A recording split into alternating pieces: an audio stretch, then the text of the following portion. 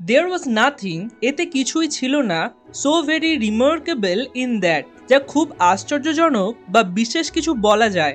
Remarkable মানে হচ্ছে ব্যতিক্রমী বা আশ্চর্যজনক। তো অ্যালিস যখন গরমের সময় ভাবছিল যে সে ডেজি ফুলের মালাটি তৈরি করবে কিনা, সেই সময় হঠাৎ করে তার সামনে দিয়ে একটা খরগোশ চলে যায়। এবার ওই খরগোশটাকে প্রথম যখন ও দেখে তখন তার খুব একটা অবিশ্বাস্য বা অস্বাভাবিক কিছু মনে হয়নি। দেখো লেখা আছে নর ডিড অ্যালিস থিঙ্ক, অ্যালিসও তেমনটা ভাবেনি, it's so very much out of the way, যে ঘটনাটা খুব অস্বাভাবিক বা অবিশ্বাস্য, to hear the rabbit say to itself, যখন সে শুনলো, টু হিয়ার মানে যখন সে শুনলো, দ্য র্যাবিট খরগোশটা সে টু ইটসেলফ নিজেই নিজেকে বলছে, ও ডিয়ার, আহারে আহারে, I shall be too late, আমি তো অনেক দেরি করে ফেলবো।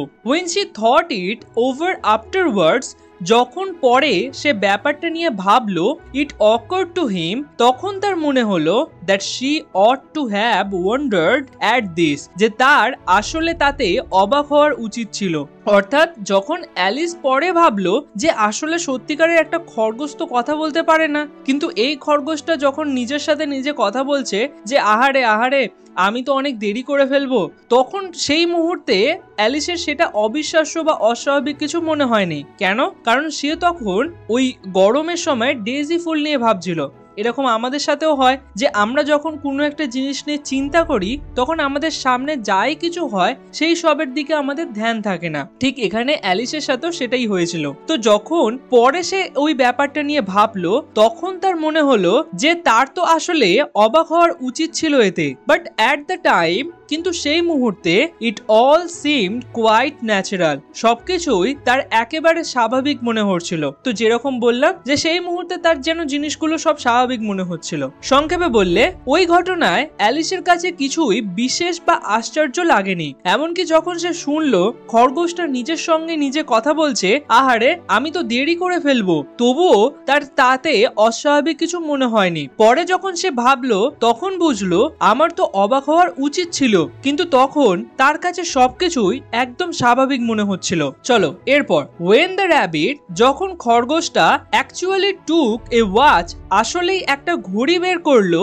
Out of his waist coat pocket, তার জ্যাকেটের পকেট থেকে, and looked at it, এবং সেই ঘড়িটার দিকে তাকালো, and then hurried on, এবং তারপর তাড়াতাড়ি সামনের দিকে চলে গেল, Alice started to her feet, Alice তখন অবাক হয়ে লাফিয়ে উঠে দাঁড়ালো, for it flashed across her mind, কারণ তখন হঠাৎই তার মনে পড়ে গেল that she had never been seen, যে সে জীবনে এর আগে কখনো দেখেনি এ র্যাবিট, একটি খরগোশকে, with either a waistcoat pocket, যার জ্যাকেটের পকেট আছে, or a watch to take out of it, অথবা যে এটা থেকে অর্থাৎ পকেট থেকে ঘড়ি বের করে। তো এরপর খরগোশটা কিছু দূর যাওয়ার পর যখন তার জ্যাকেটের পকেট থেকে একটা ঘড়ি বার করলো এবং তারপর সামনের দিকে চলে গেল, তখন অ্যালিস অবাক হয়ে লাফিয়ে উঠে দাঁড়ালো, কারণ সে এর আগে এরকম কোনো খরগোশকে দেখেনি যে জ্যাকেট পরে থাকছে আবার তার জ্যাকেটের পকেট থেকে সে ঘড়ি বার করছে, অথবা সে নিজের সাথে নিজে কথা বলছে। তো এই সমস্ত কিছু তাকে আরো বেশি কিউরিয়াস করে তোলে। তো এখানে তারপর বলছে দেখো, অ্যান্ড বার্নিং উইথ কিউরিওসিটি, এবং প্রবল কৌতূহল ভরে, she ran across the field after it, সে দৌড়ে গেল মাঠ পেরিয়ে খরগোশটার পেছনে, and was just in time, আর ঠিক তখন সেই সময় পৌঁছালো, কোথায় পৌঁছালো, to see it pop down, এবং দেখলো যে খরগোশটা লাফ দিয়ে ঢুকে গেল এ লার্জ র্যাবিট হোল, একটি বড় খরগোশের গর্তে, আন্ডার দ্য হেজ, হেজ মানে হচ্ছে গুল্ম বা এখানে ঝোপঝাড় বলতে পারো। তো সেই ঝোপটার নিচে এই খরগোশের গর্তটা ছিল, আর সেখানেই সেই খরগোশটা লাফ দিয়ে ঢুকে পড়লো। এটা অ্যালিস ঠিক একদম সময়ে পৌঁছে দেখতে পেল। চলো এরপরে আমরা একটুখানি যদি সংক্ষেপে দেখি, তো যখন অ্যালিস দেখলো খরগোশটা সত্যিই নিজের জ্যাকেটের পকেট থেকে একটা ঘড়ি বের করে সময় দেখছে, তখন সে অবাক হয়ে উঠে দাঁড়ালো, কারণ সে জীবনে কখনো কোনো খরগোশকে ঘড়ি বা জ্যাকেট পরতে দেখেনি। প্রবল কৌতূহল ভরে সে দৌড়ে গেল খরগোশটার পেছনে, আর ঠিক সময় পৌঁছে দেখলো খরগোশটা ঝোপের নিচে একটা বড় গর্তের মধ্যে ঢুকে গেল। ইন অ্যানাদার মোমেন্ট, পরের মুহূর্তে, down went Alice after it, অ্যালিসও খরগোশের পেছনে গর্তে লাফিয়ে পড়লো, নেভার ওয়ান্স কনসিডারিং, একবারও না ভেবে হাউ ইন দ্য ওয়ার্ল্ড, এই পৃথিবীতে কিভাবে she was to get out again, সে আবার বের হবে সেই ব্যাপারটা নিয়ে। অর্থাৎ অ্যালিস সেই খরগোশটাকে লক্ষ্য করে তার পেছনেই সে যখন গর্তে ঝাঁপ মারলো, সে একবারও এটা ভেবে দেখলো না যে সে এই পৃথিবীতে বা সে তার জগতে আবার কিভাবে ফিরবে। তো এর পরে কি হচ্ছে, তার যে স্বপ্নের দুনিয়া বা সেই যে কল্পনার জগৎ সেটা শুরু হয়ে যাচ্ছে। দেখো এর পরে পড়লে বুঝতে পারবে, the rabbit hole went straight on, তো ওই খরগোশের গর্তটা সোজা চলে যাচ্ছিল, লাইক এ টানেল, একটা সুড়ঙ্গের মতন, ফর সাম ওয়ে, কিছু দূর পর্যন্ত, and then dipped suddenly down, এবং তারপর হঠাৎ করে নিচের দিকে ঢলে পড়লো। মানে খরগোশের গর্তটা প্রথমে লম্বা একটা সুড়ঙ্গ যেরকম হয় সেরকম সুড়ঙ্গের মতন যাচ্ছিল কিছু দূর পর্যন্ত, তারপর হঠাৎই সেটা নিচের দিকে ঢাল হয়ে যায়, মানে একদম নিচের দিকে পড়তে থাকে। এরপরে দেখো, সো সাডেনলি, এতটাই হঠাৎ, that Alice had not a moment, যে অ্যালিসের কাছে একটুকু সময় ছিল না, to think about stopping herself, নিজেকে থামানোর কথা ভাবার, before she found herself falling down, তার আগেই সে নিজেকে পড়তে দেখলো, হোয়াট সেম টু বি, যা মনে হচ্ছিল, এ ভেরি ডিপ ওয়েল, একটা খুব গভীর কুয়োর মতন। তো অ্যালিস, তো এই সময় অ্যালিস যখন ওরকম ওই লম্বালম্বি ভাবে গর্তের মধ্যে পড়ছিল, তখন তার এক মুহূর্ত ভাবার সময় ছিল না যে সে কিভাবে নিজেকে থামাবে, তার আগে সে পড়তে শুরু করে দেয়। আর তার পড়তে পড়তে মনে হচ্ছিল যে কুয়াটা খুবই গভীর। সংক্ষেপে দেখলে পরের মুহূর্তে অ্যালিস খরগোশের পেছনে গর্তে ঝাঁপ দিল। সে একবারও ভাবেনি কিভাবে সে আবার বেরোবে। গর্তটা প্রথমে সোজা এগোচ্ছিল সুড়ঙ্গের মতন, তারপর হঠাৎ নিচে নামতে শুরু করলো। এত তাড়াতাড়ি নিচে নামতে লাগলো যে অ্যালিস নিজেকে থামানোর সুযোগই পেল না, এবং যখন সে বুঝে উঠলো তখন সে দেখলো সে একটা গভীর কুয়োর মধ্যে পড়ে যাচ্ছে। চলো এরপর, আইদার, হয়তো, দ্য ওয়েল ওয়াজ, কুয়োটা ছিল, ভেরি ডিপ, খুবই গভীর, or she fail very slowly, অথবা হয়তো সে খুব ধীরে ধীরে বা আস্তে আস্তে পড়ছিল, for she had plenty of time, কারণ তার হাতে অনেক সময় ছিল, অ্যাজ শি ওয়েন্ট ডাউন, যখন সে নিচে পড়ছিল, টু লুক অ্যাবাউট হার, তার চারপাশটা দেখার জন্য, অ্যান্ড টু ওয়ান্ডার, এবং এটা ভাবার জন্য, what was going to happen next, মানে এর পরে কি ঘটবে সেটা নিয়ে। তো অ্যালিস কি বলছে, অ্যালিস বলছে হয়তো কুয়োটা খুবই গভীর ছিল, অথবা সে খুব আস্তে আস্তে পড়ছিল, কারণ যখন সে ওপর থেকে নিচে পড়ছিল তখন তার হাতে অনেক সময় ছিল এটা ভাবার জন্য যে তার চারপাশের জিনিসে,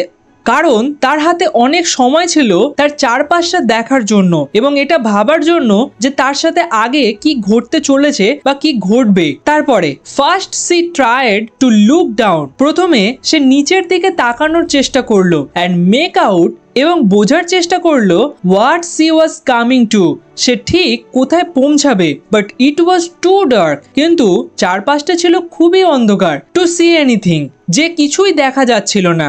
দেন সি, তারপর সে looked at the sides of the well, কুয়োর চারপাশের দেওয়ালে তাকালো, অ্যান্ড নোটিসড, আর খেয়াল করলো, দ্যাট দে ওয়ার ফিল্ড, যে দেওয়ালগুলো ভরা ছিল, উইথ কাপবোর্ডস অ্যান্ড বুক সেলফস, আলমারি আর বইয়ের তাক দিয়ে। কাপবোর্ডস মানে হচ্ছে আলমারি বা তাক, আর বুক সেলফস মানে হচ্ছে বই রাখার তাক। ঠিক আছে, তো এরপরে আমরা একটু সংক্ষেপে দেখে নিই। হয়তো কুয়োটা ছিল খুব গভীর, অথবা অ্যালিস খুব ধীরে ধীরে পড়ছিল, কারণ তার হাতে অনেক সময় ছিল চারপাশটা দেখার ও ভাবার, মানে এরপরে কি হবে সেটা নিয়ে। সে নিচের দিকে তাকিয়ে বুঝতে চাইলো যে কোথায় যাচ্ছে সে, কিন্তু এত অন্ধকার ছিল যে সে কিছুই ভালোভাবে দেখতে পেল না। তারপর সে কুয়োর দেয়ালের দিকে তাকিয়ে দেখলো সেখানে ভর্তি ছিল আলমারি আর বইয়ের তাক দিয়ে। হিয়ার অ্যান্ড দেয়ার, এখানে এবং ওখানে সে দেখতে পেল ম্যাপস অ্যান্ড পিকচার্স, মানচিত্র আর ছবি, হ্যাং আপন পেগস, পেগ মানে হচ্ছে পেরেক বা কাঁটা, বা আমরা হুক বলতে পারি। তো হুকের মধ্যে মানচিত্র আর ছবি ঝোলানো ছিল, সে এদিক ওদিক তাকিয়ে সেটা দেখলো। এরপর সে টুক ডাউন এ জার, সে একটা কাঁচের বোতল নামিয়ে নিল। তো ওই তাকের মধ্যেই একটা কাঁচের বোতল ছিল, সেই বোতলটা সে নামিয়ে নিল ফ্রম, দেখো লেখা আছে ওয়ান অফ দ্য সেলফস, একটা তাক থেকে, অ্যাজ সি পাস্ট, যখন সে সেদিক দিয়ে পড়ে যাচ্ছিল। তো যখন সে সেদিক দিয়ে পড়ছিল সে তাক থেকে একটা কাঁচের জার জার নামিয়ে নিল। এবার এই কাঁচের জারটায় কি লেখা ছিল দেখো, ইট ওয়াজ লেবেলড। লেবেল মানে ওর উপরে মারা ছিল, লেখা ছিল, কি লেখা ছিল, অরেঞ্জ মার্মালেড, অর্থাৎ কমলার মার্মালেড। এবার মার্মালেড মানে হচ্ছে ফলের তৈরি কোনো মিষ্টি জেলি, বা আমরা বলতে পারি জ্যাম টাইপের এরকম একটা মিষ্টিজাত দ্রব্য।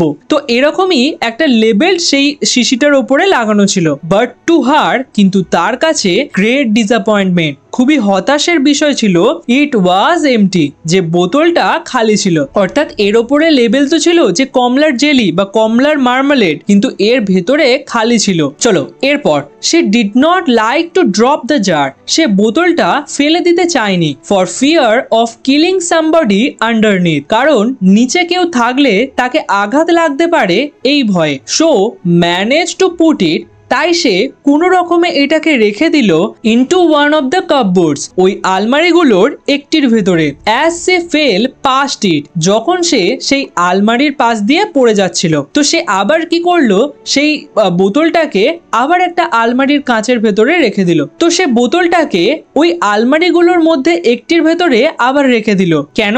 কারণ হয়তো নিচে কেউ থাকতে পারে, এবং সে যদি ওই জারটাকে বা ওই বোতলটাকে নিচে ফেলে দেয় তাহলে নিচের কারোর আঘাত লাগতে পারে। তো সেই ভয়তে সে কি করলো, নিচে ফেললো না। তো আমরা যদি একটু সংক্ষেপে দেখি, অ্যালিস পড়তে পড়তে চারিদিকে তাকিয়ে দেখলো দেওয়ালে মানচিত্র আর ছবি পেরেকে ঝোলানো ছিল। পড়ার পথে সে তাক থেকে একটি কমলার মার্মালেড লেখা বোতল নামিয়ে নিল, কিন্তু সেটি খালি ছিল দেখে হতাশ হলো। নিচে কেউ থাকতে পারে এই ভেবে বোতলটা সে নিচে না ফেলে খুব সাবধানে সেটিকে পাশের একটি আলমারির ভেতরে রেখে দিল যখন সে সেই দিক থেকে পড়ছিল।